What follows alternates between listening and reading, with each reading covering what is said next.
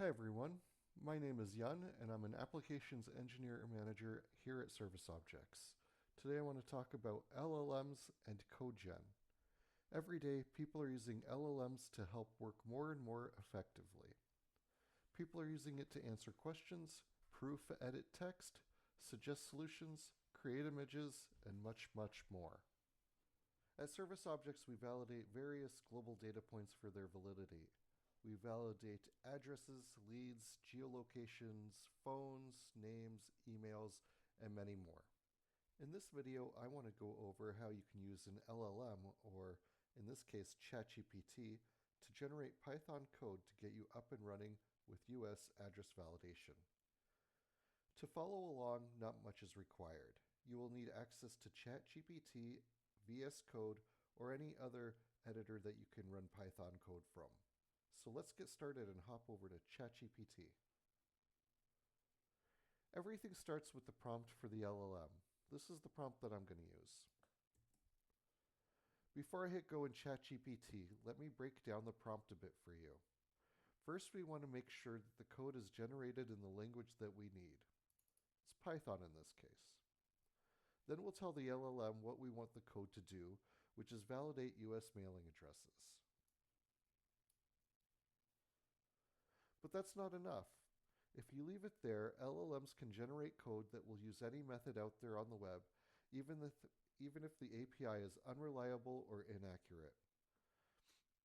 So you need to tell the LLM how you want the validation to work. In this case, the how is by using Service Objects Validation US3 API and the GetBestMatches operation, as you can see here.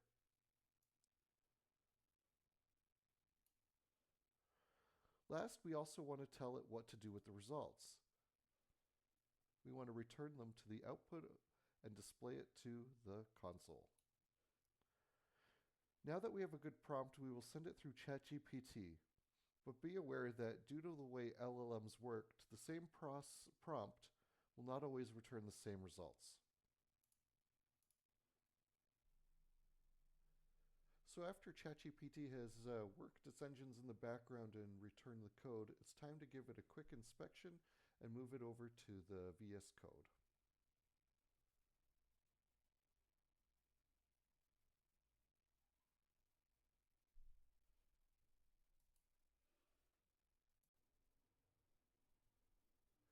First, we'll create the Python file and then we'll paste the code into the editor.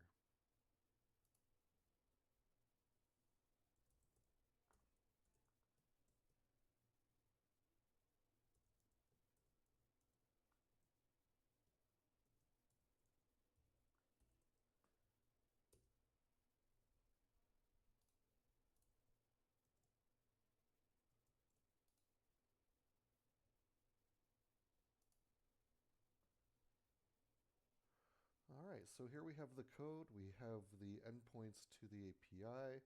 We have the inputs to the GetBestMatches method here. The parameters for the call to the API. Some error checking, and printing the values that are coming back from the API. Really, the only thing to consider here is adding your license key and deciding if you're hitting the live or trial endpoint. A trial license key will only work on the trial endpoint. A live production key will only work on the live production endpoint. So these two things are going to have to match. I have a key here that I'm going to use, and it is going to be on the trial system. So we'll leave the false flag to false, and we'll paste in license key. This is a temporary key. You could try to use this, but it will not work for you. So we've added the license key. We'll hit save and hit run.